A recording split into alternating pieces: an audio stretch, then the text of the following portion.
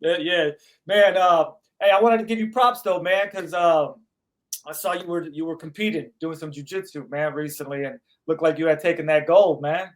Yeah. I've been doing this year. I've been trying to compete a little bit more. So I do the old man division, but also I'm trying to do the 18 and up division. So we got some youngsters in there that I get to compete against, and I feel like my game's tricky enough that I could get some W's, and get a couple gold medals here and there. Yeah, yeah, that's tight, man. That's tight. I super respect that, man. I started training when I moved out here. I started going to a gym here, man, and I didn't even know like you did jujitsu. You know what I'm saying? When I was down there tagging and shit like that, man, I didn't even Mhm. know like that was. I didn't even know that was really a thing, man. And so when Yeah, I came out here, I found a spot, and then the homie Benji, he's like, Serge, he's a black belt. I was like, word. So I uh, started tapping in. I started tapping in, man. It was tight, that's man. cool. You like to doing gi or no gi? Yeah, I like to do them both, man. You know what I'm Yeah, saying? me too. I watched that Baret Yoshida. He got me into that assassin choke, man. So you know what I'm saying? If I could get Yeah, that, that gi yeah, around there, yeah. So good, dude. He's an artist. He's a real artist. yeah, Yeah, man. yeah, I really like yeah. to have him So in the future.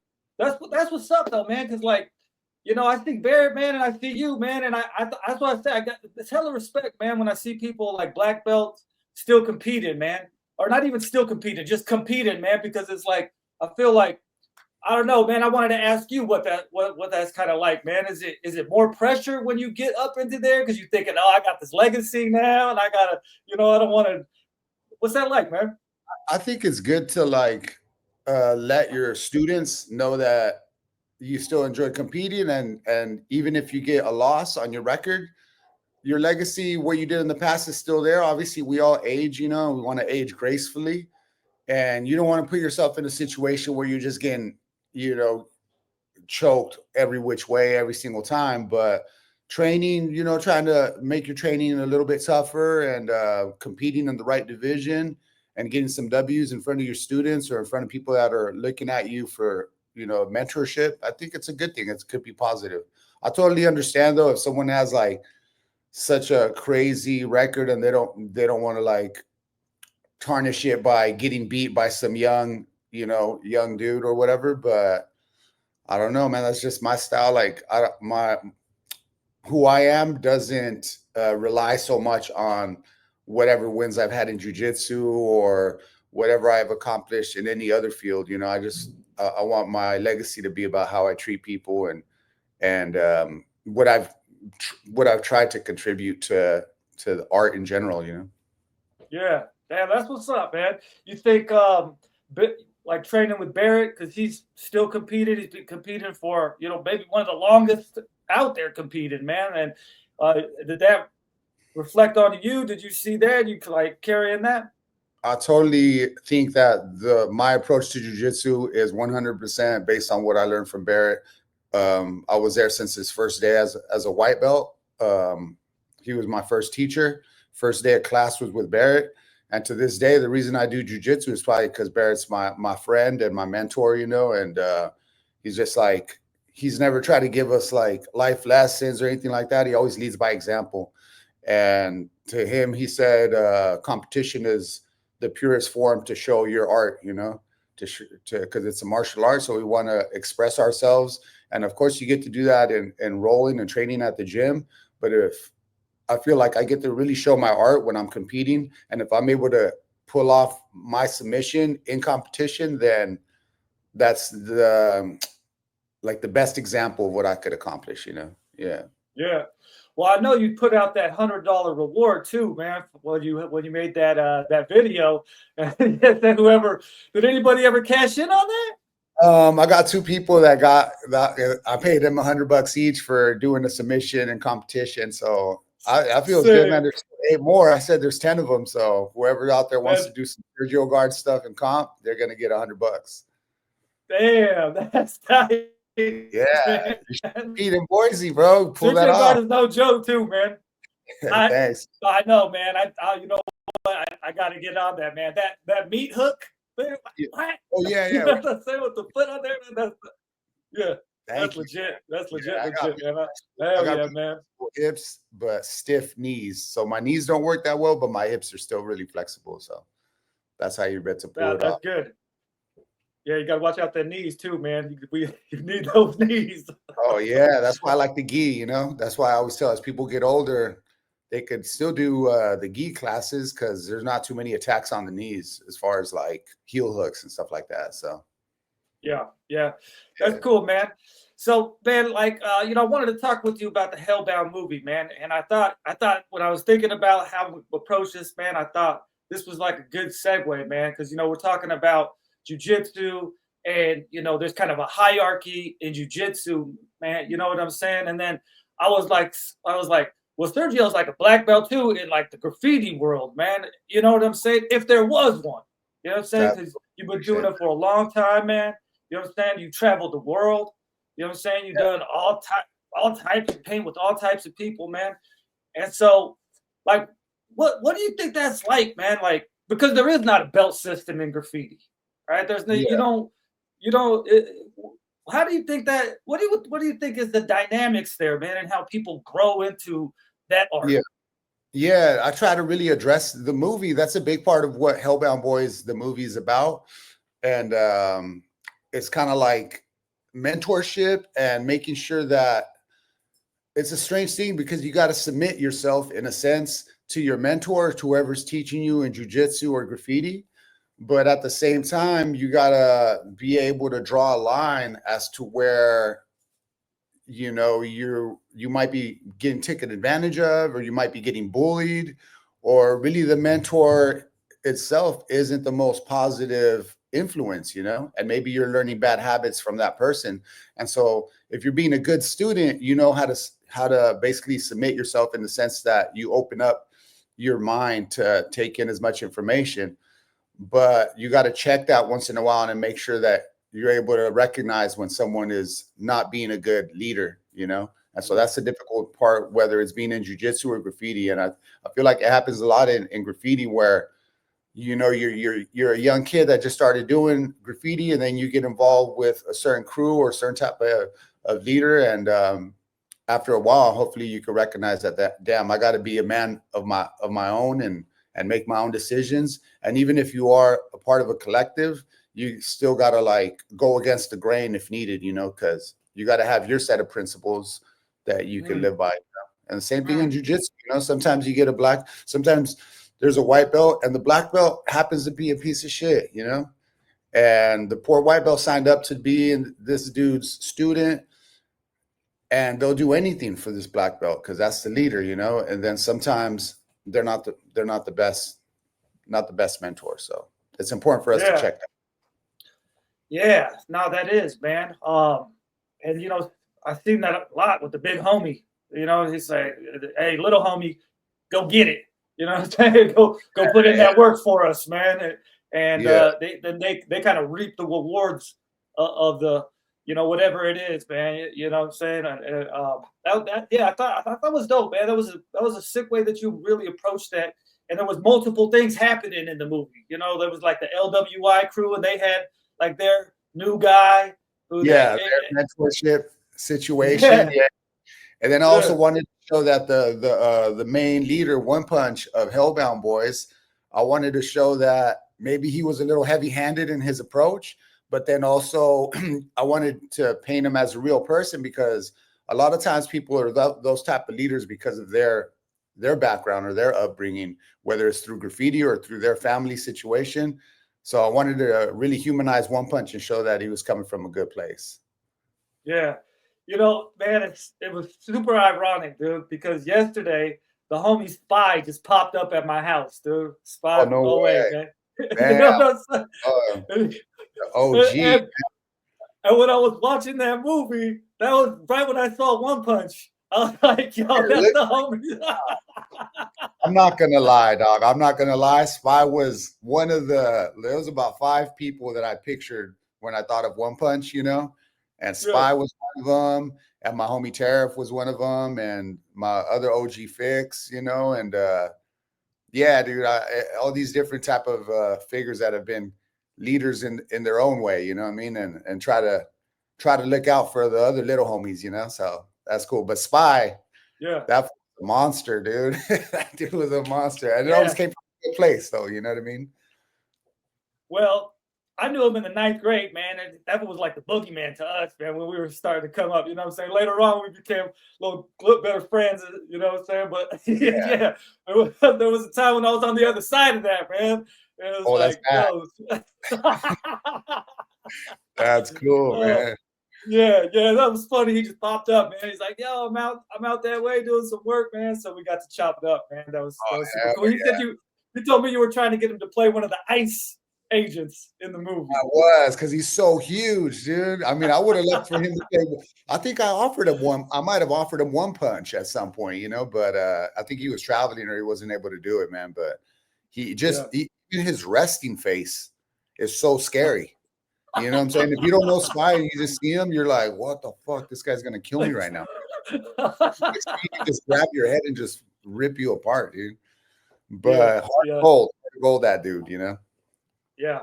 Well, I think, that's kind of, that would be one of the guys that say, came up, man, achieved that black belt status too, man, within the crew, man. You know what I'm saying?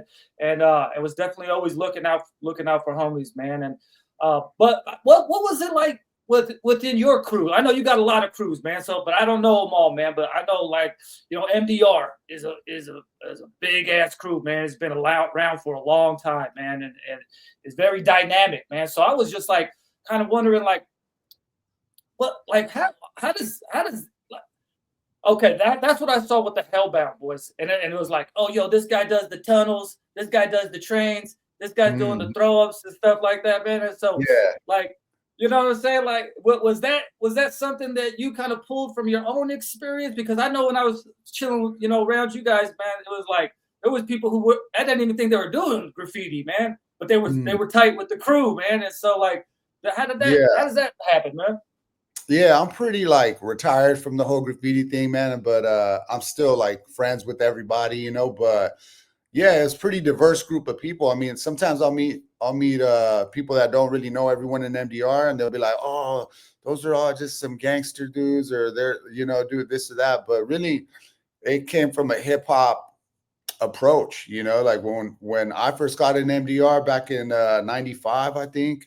Maybe 96. There was like breakdancers, MCs, there was DJs in the crew. We were making rap music, you know what I'm saying? So it's like, it was pretty diverse group of people. And then if you look at all the people that have been in MDR over times, there are people that just focus more on freights. There's people that focus more on like freeway graffiti.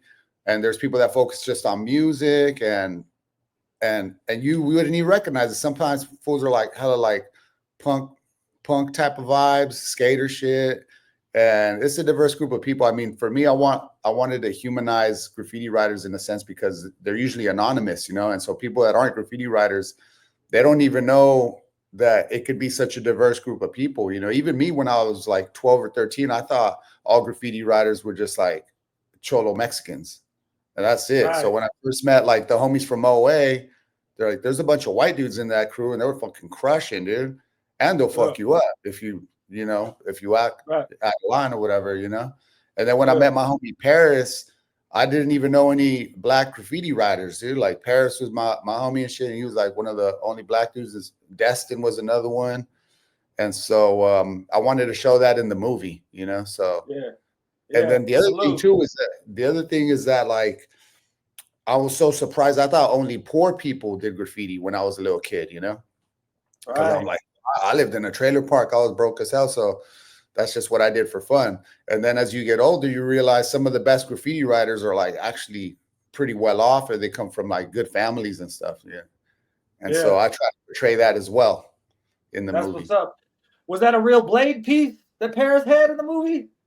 I bought that from Blade himself, dude. That's tight. Yeah, man. And so I figured since I own it, I could show it, but everything else, all the other graffiti, like memorabilia in there was like stuff that I own that I've collected over the years, But I made Paris be the owner of all those things in the movie because he has money to spend like that. He came from a good household and stuff. Yeah. Yeah. No, that was cool, man. I mean, and you had Paris, and then I saw you had Preach in the movie, man. And so, you know, that was my homie, man. Preach was the homie, man.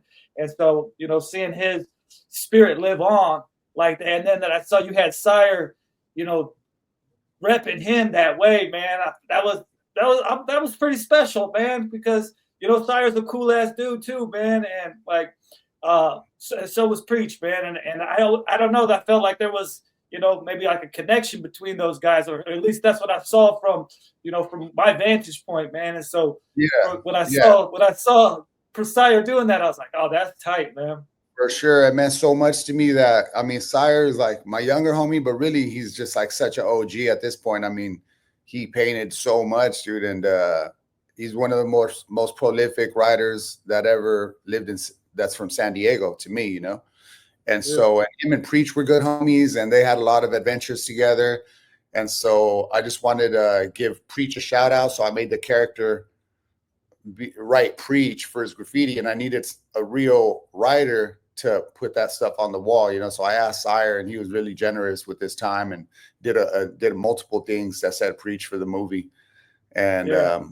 I look up to Sire, man. He's my young little homie, but at the same time, I look up to him, bro, because he's such a good leader, and he's like he's a real motherfucker, you know. So it's hard to find nowadays, you know what I'm saying? Yeah, No, but that was really it special, bro. is. Yeah, Yeah. man, that was dope, man. That was dope. But like, how did the whole Hellbound thing come together, man? Like, was this a project that you had been incubating for a long time? You're thinking about it, and just how long did that take, man? Well, during when the whole COVID thing first started, I was like, oh, this is gonna be bad. Because remember at first they were like, oh, it's gonna be 2 weeks.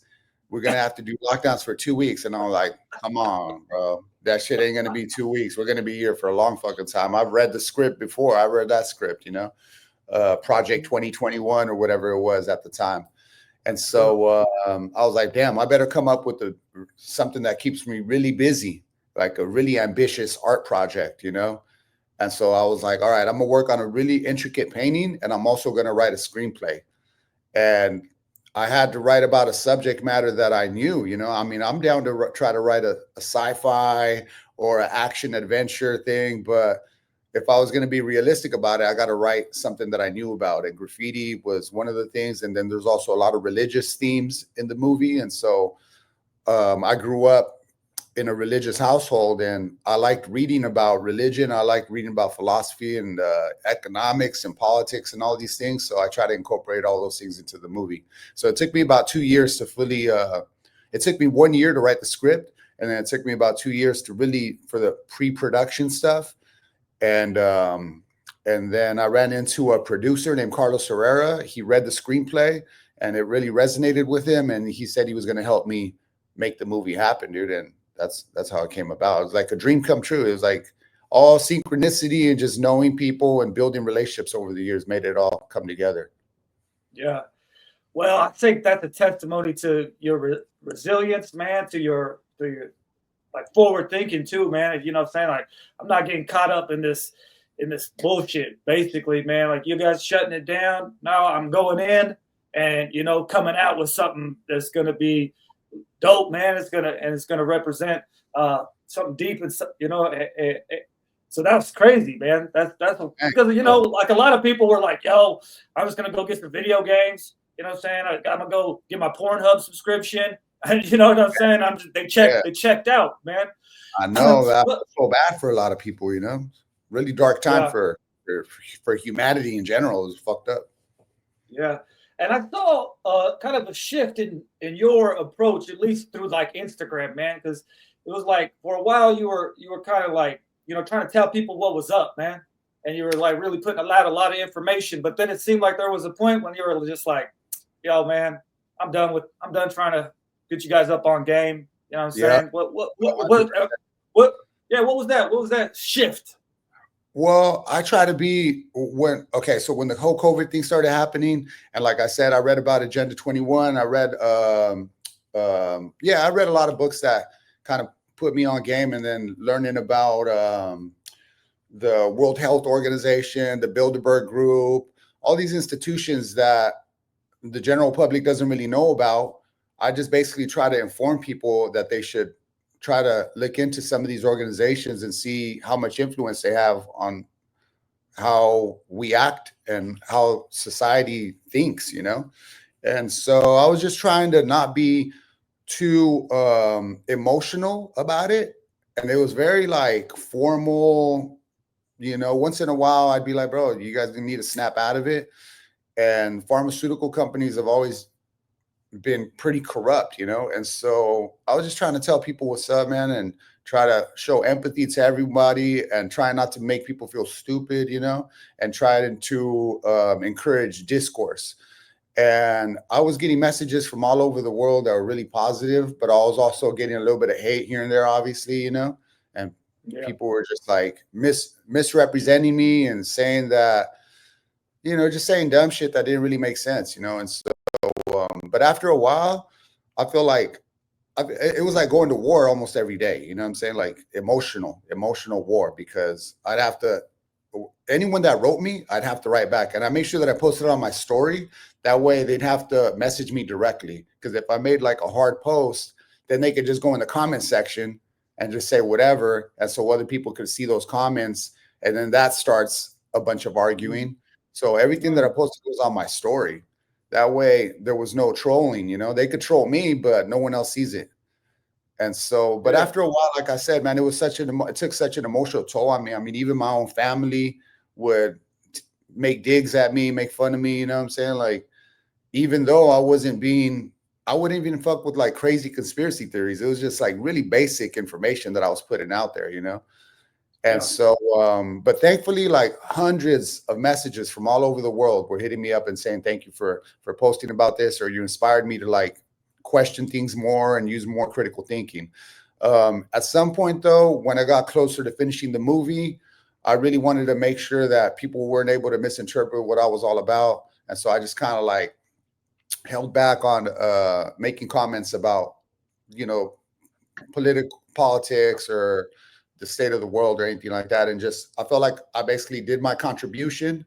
Hopefully I helped a lot of people. And now I just want to focus on creative, artistic endeavors and hopefully still be able to stimulate people to use critical thinking or use their imagination, but just in a different way, you know, like more in a broader sense, and encouraging people to love one another and even love your enemies. I always say love your enemies and try to be empathetic towards people that are of another opinion. If you want to win someone over, you can't win them over by telling them they're fucking retarded or they're stupid or blah, blah, blah, or name calling. If you're really genuine about what you stand for, then the only way you're going to be able to win somebody over is to show them love. Yeah. Yeah, that's what's up, man. I mean, I think you're showing a lot of critical thinking right there. You know what I'm saying? Understanding just the dynamics of kind of human nature, you know what I'm saying? And how far you can get with people in a certain format. And, you know, sometimes you can't pull people forward if they don't want to come forward, man. You got, you know what I'm saying? So that's wild, man. And so let's get, but back to the Hellbound here, man. So COVID is hitting.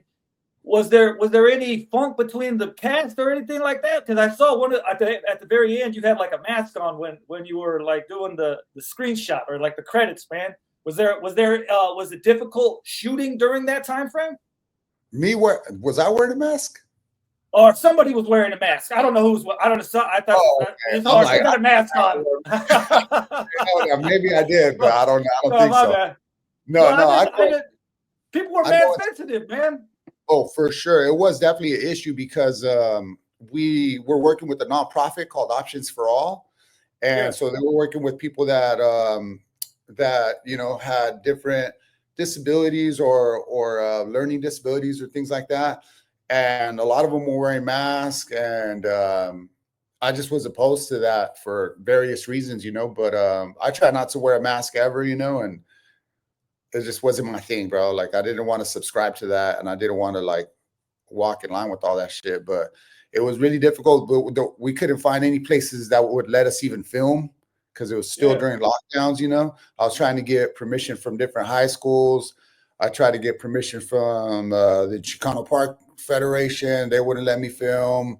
A lot of people. I reached out to so many people, dude, and like whoever's in the movie, it's because they showed me love. You know what I mean? And so it's just I had to get used to people telling me no, or people just not responding, or just people not really supporting the movement. You know, but Yeah, yeah, I got used to it. I got used to it, and just kind of got to roll with the punches. You know, and then always gotta like problem solving basically all the time. yeah.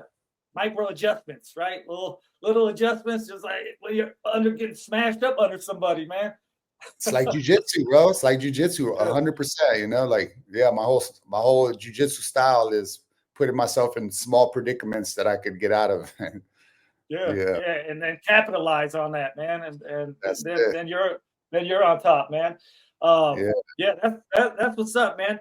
Like, so with the characters of this, man, you know, what one thing that I saw, just from my experience, man, I was saying I was right in late '90s, early 2000s, man, and like I saw a lot of real violence start to occur, man, and yeah, so you know what I'm saying, like I actually appreciated like how you maybe toned down the violence aspect. I don't know if that was intentional, but it was like nobody was getting shot, but it was like the knife was out, you know. yeah, And yeah.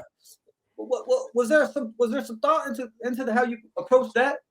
100%, man. Because my good friend Adri, um, her son Reiner, and he writes Hewer. Right, He died from gun violence. You know what I mean? And I didn't. And obviously, there's been multiple instances in San Diego where there's like gun violence and there's deaths and all of these things. You know, but I didn't want the movie to be about being sad that someone passed away. You know, because I'm trying to show that graffiti doesn't isn't one and one with violence. You know what I'm saying? Like it's not about that. It's about art. And obviously sometimes it goes in a dark direction and it leads to some people acting stupid and doing dumb shit. But also wanted to show that fighting or beef is like thing that just happened in almost any type of subculture like that. You know what I'm saying? And I try to encourage people to like, damn, bro, if you're gonna handle some shit, do it like a man, dude, and go to the park or be in a safe, controlled environment and handle your shit, and you know, stop just stabbing people or trying to shoot people for graffiti, dude. It just seems so ridiculous, you know, that there's deaths associated with graffiti, man. It's pretty fucked up. But anyway, since my friend Adri was going to be watching the movie, I wanted everyone to have a good time. It's supposed to be a coming of age comedy. It's supposed to show the positive aspects of graffiti. It's supposed to show the different upbringings of different graffiti writers. And I didn't want Adri to be sitting down watching the movie that I made and show someone getting murdered on screen or something like that. You know what I'm saying? Because that was a traumatic moment for all of us, you know, but especially for my friend, you know. So I wanted to tone it down and just play it cool. You know what I'm saying? Like, yeah, not be too heavy yeah, handed not too heavy handed with the dramatics of it. You know what I'm saying? Yeah. yeah. No, I think you did that great job there, man. Like, you know what I'm saying? You showed it, but it wasn't the encompassing part of that. And I know you could have easily had some real world experience, and put that out there, man. So respect, hell of respect for So that, much. man. Thank you, Yeah, bro. man. Hell yeah. Um, so let's check this out, man. Well, these fools never changed their clothes in the movie, man. What? oh, Yeah. what's up with that, man? Oh man, thank you for noticing, dude. But yeah, my homie Lil Justin, the little person in the movie, Yeah. I thought the characters as like I thought of it as a cartoon. You know what I'm saying? If you're watching South Park or The Simpsons, those dudes Okay. never change their clothes. Like they wear the same fucking outfit every time. You know what I'm saying? So I wanted it. Yeah. I thought it'd be kind of funny to just have the characters, and also for continuity reasons, it makes it a lot Yeah. easier if these fools don't change clothes. The only one that changed their clothes was the main character, Right. Preach. But Yeah. even then, we had him change different clothes, and there was some scenes that we had to move around because I fucked up, you know, because he was wearing the wrong shirt and he was supposed to be wearing this other shirt. And so, All thank right. goodness, yeah, it was my first movie. I wanted to make sure that I was like watching out for myself for continuity reasons. That's but cool. Yeah, but the homie that designed Justin's shirt, it was a homie Dat, and he has a company called Hey Society, and he has like a business right next to Pop's Tattoos, and it's like a skate shop, but he also does design. He does his own cut and sew. So my goal is try to show love to as many people in my community do. So I went over to him and I talked to him, and he was really generous, and he helped me design the shirt for Little Bit, which is, I think, visually is like the most iconic thing in the movie is Little Bit's shirt, you know? Oh, he made that. Yeah, he made that cut and sew. Yeah, my homie Dat. Yeah, I was looking at it, like, what is that, like a polo or what is this? It looks like a polo. It's one of one shirt, dude. And for me, the movie, the themes of the movie are encompassed the most by the character of Little Bit. Because Little Bit was the name that they gave him because they were making fun of him. So, you know, you're little. And so you're little. Oh, you're Little Bit. Oh, that's a funny name. You know, because in Mexican culture, that's how it goes, bro. If you got a big nose, you're narizón. If you're short, you're chaparro. If you're, you know what I'm saying? Like whatever your worst physical feature is, that's the fucking name you got to carry for the rest of your fucking life. You know what I'm saying? So I made Little Bit encompass those ideas, you know, and for you to really own it, then you just lean into it. You're like, yeah, that's me, bro. I'm Chaparro from now on, dude. That's me for the rest of my life. Fuck you. You know, you can't make fun of me now. You know what I'm saying? And so that's Little Bit. And then towards the end of the movie, he decides to take his identity into his own hands, basically, you know, and that's the same journey that Preach is going through. And so he changes his name to Just, Just, because he thinks it's a cool word and it's a short version of his real name.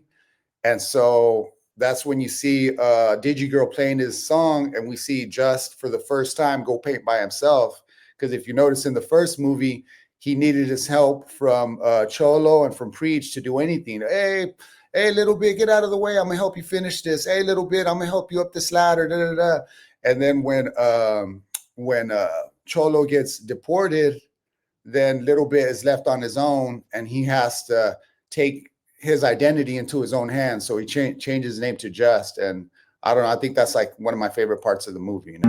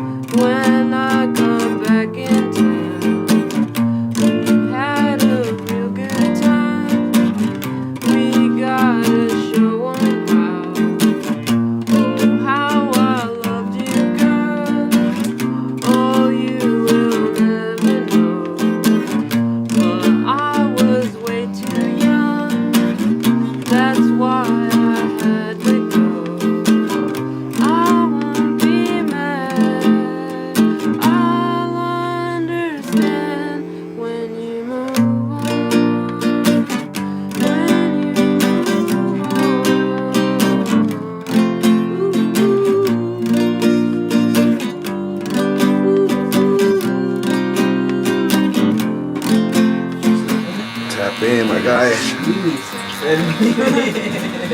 I'd run right back to you. I'd be a better man and love you through and through. I won't be mad.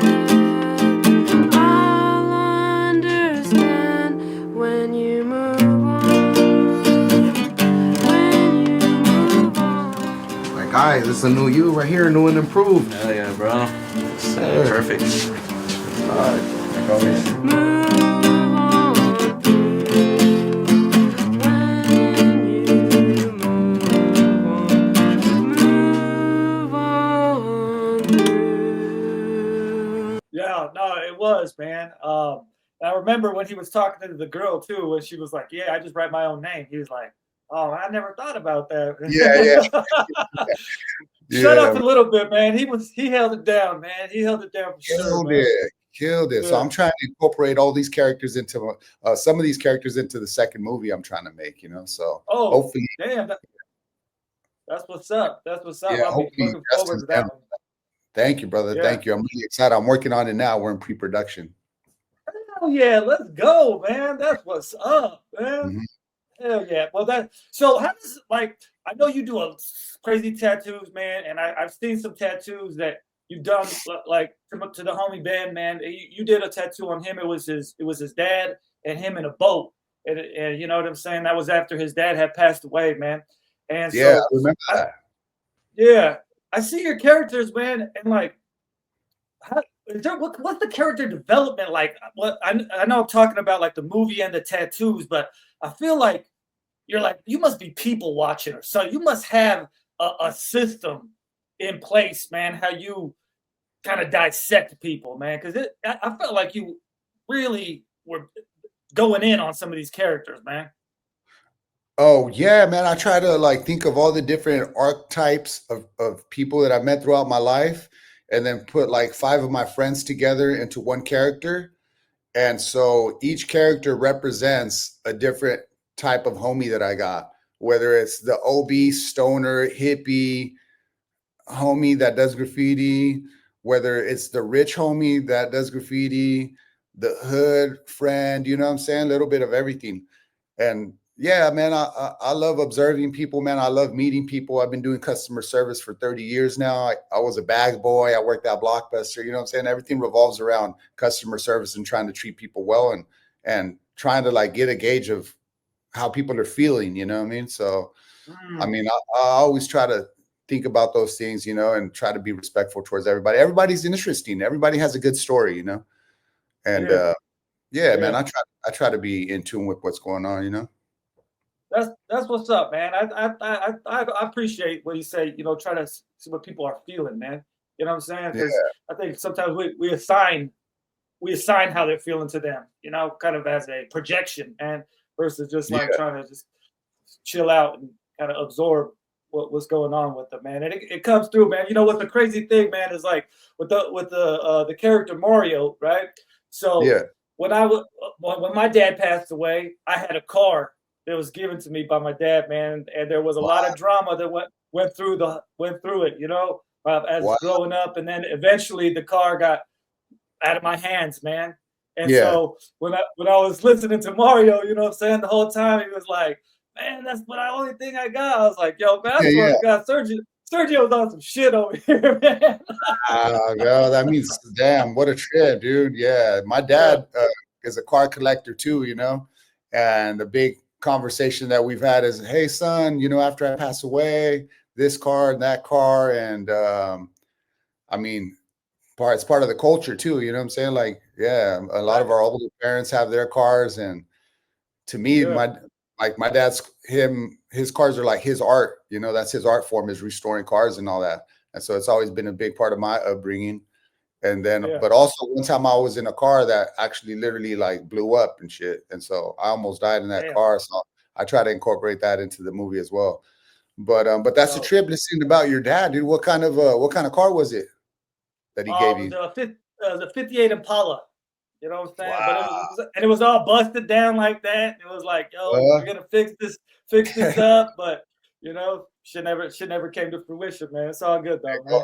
it's a endless journey. It's an endless journey trying to restore a car is what it seems like. Yeah. Yeah, but Yeah. that was a big that's what I felt, you know what I'm saying? It might be projected, man, but I feel like it was an overarching thing of dads not being around in the movie, man. And so I Yeah. saw you had your dad in the movie, and Mhm. like that's pretty dope, man. I know you're a dad, you know, so you got Yeah. Pop's tattoo, man. So Mhm. what's that? What's the dad thing, man? Yeah, the dad thing, I mean, it's a lot of times like it's difficult to be a dad first and foremost. You know what I'm saying? Like, I mean, the mothers work the hardest, obviously, but I just wanted to show the importance of, as a father, trying to be there for your kids and how much it impacts your children, your relationship with them. You know what I'm saying? And like a lot of my friends, their parents or their dad wasn't in the picture, you know, and it becomes really difficult. And that's when you start looking for other masculine um figures in your life, you know, that you could be inspired by or be influenced by, you know. And so yeah, my dad was a huge influence, and I got really lucky that I had a dad, even though, you know, he was hard on me, and we had our ups and downs when I was growing up, man. I got into a lot of trouble. I'm sure it was really disappointing for him. And yeah, dude, I mean, it's just like I seen it so much, especially in graffiti. For some reason in graffiti, like, well, shit, dad's not around, you, and my mom's busy working or this and that, and I'm gonna go out and get into some trouble, you know? And Yeah. so, yeah, I just try Yeah. to make sure I put that in the movie. Yeah. Yeah. No, that's a big, I think that's a big part, man, what drives people into, it's a natural instinct, man. You know what I'm saying? To find kind of the alpha. You know what I'm saying? See what the alpha's Yeah. doing, man, and then try to emulate that. You know what I'm saying? Because that's inside of us, man. And so, shout out to all the dads, man, who have stuck around, man, and you know, or who even came back, or you know what I'm saying? That was the thing with Yeah. Pet's dad in the movie, right? Like, Yeah, he, yeah. he fell out, he came back, and Pet was kind of fucked up over, but you know, he still was on. He still seemed like he had some movement. You know what I'm saying? He was in the band and shit, so he was doing his thing, man.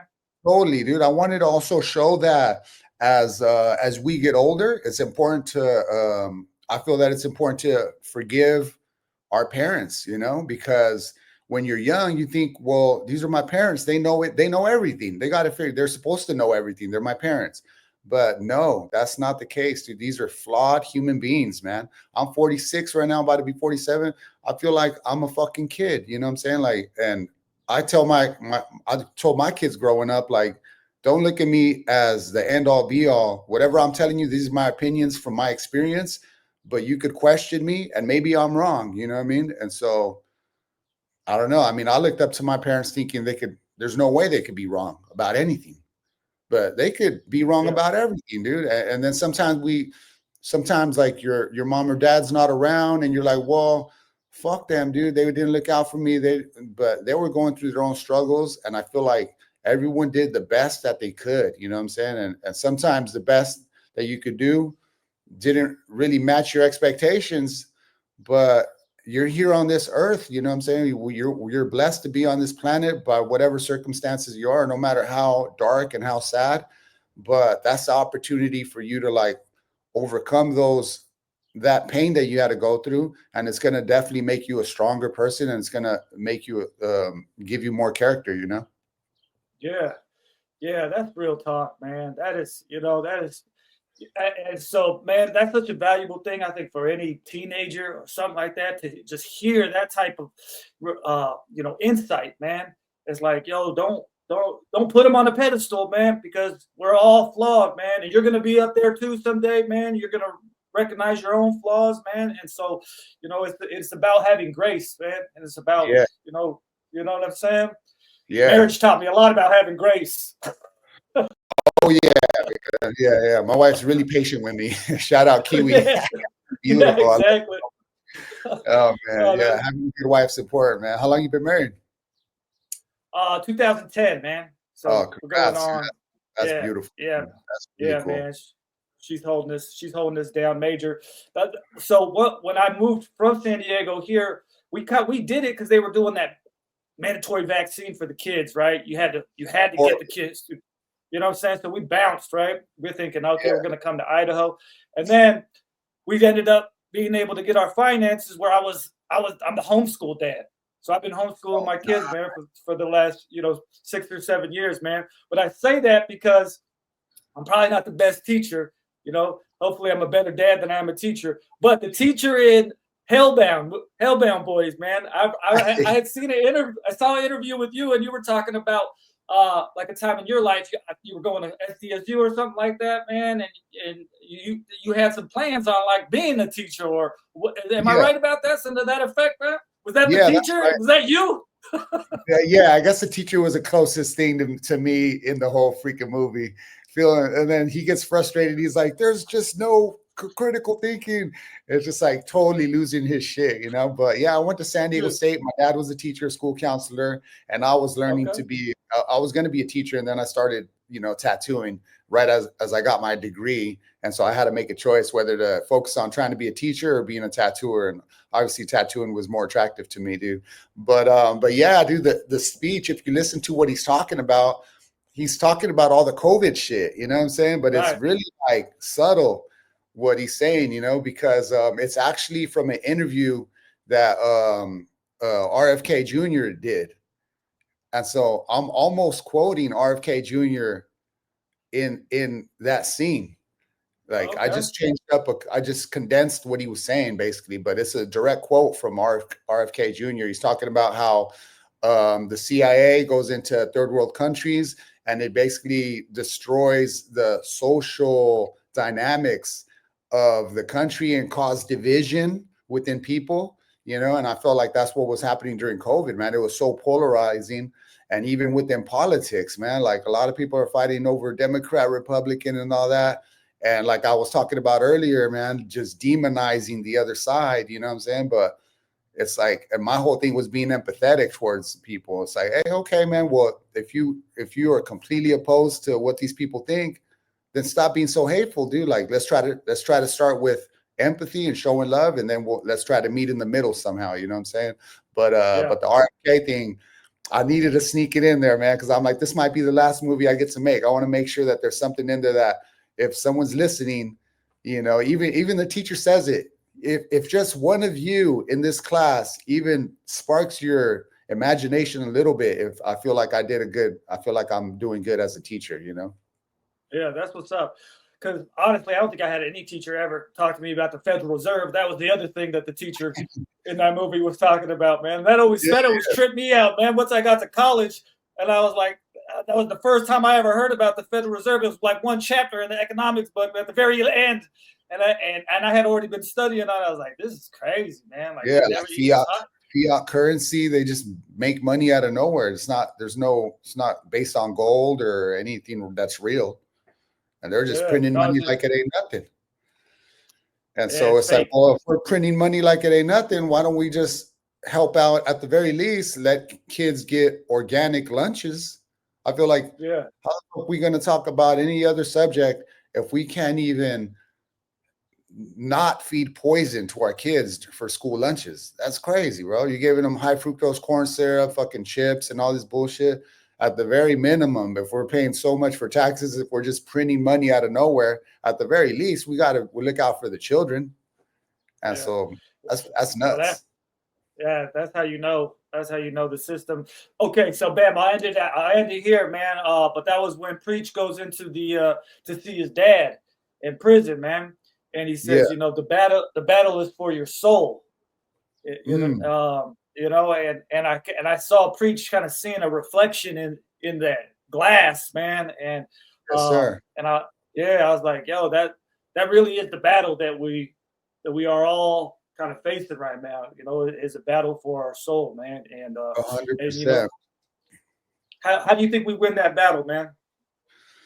I think what's important is that you wake up every single day and make sure that you thank the higher power, you thank whoever your God is, or God. And I think like when you go out into the world, try to project the light of God and know that we're part of this big collective consciousness. And our job is to spread love and like just be empathetic towards other people, understand the pain that people are going through. And every single day, if you're starting to feel negative and you're starting to feel down, that's where the war is. You know what I'm saying? That's where the battle is. Like, no, dude, I got to snap out of it. I got to go out there, go to the grocery store. When I talk to the lady at the register, be kind to her, you know what I'm saying? And just like always be on, you know what I'm saying? You got to be on. You can't be so self-loathing and just be sad and so it's really easy to do that. It's real easy to do that, man. There's so much negative, sad things happening, and we all want to be in a different financial situation or different. We want to stay young forever. There's a million things we could be bummed out about, but we got to stay positive and just be really grateful to the universe for where we're at. You know, I think that's a good way to start. Namaste. Yes, sir. Yeah, yeah. Man, hey, Serge, I really appreciate you taking the moment to chop it up with me, man. I'm looking forward to the next movie, the next whatever you do, man. Keep posting those W's, man, because bro, it's really it's inspiring, man, and it's fucking dope to see, man. So anything you want to plug here, man? Yeah, man. Hellbound Boys is on YouTube right now. It's there for free now for everybody to watch. I hope more people get to see it. I really appreciate you actually watching the movie. I could tell that it resonated with you, and that means the most. I got chills right now just saying that, bro. Like, it means so much to me, dude, that you were able to notice these little things, and just to know that you are familiar with San Diego history and you're part of the whole story, bro. It means the most to me, man. I'll be on a high one all day today because of that. So thanks for the interview, man. I really appreciate it. Okay, man. I appreciate you, man. I'll check you out. All right, big dog. Peace. Peace.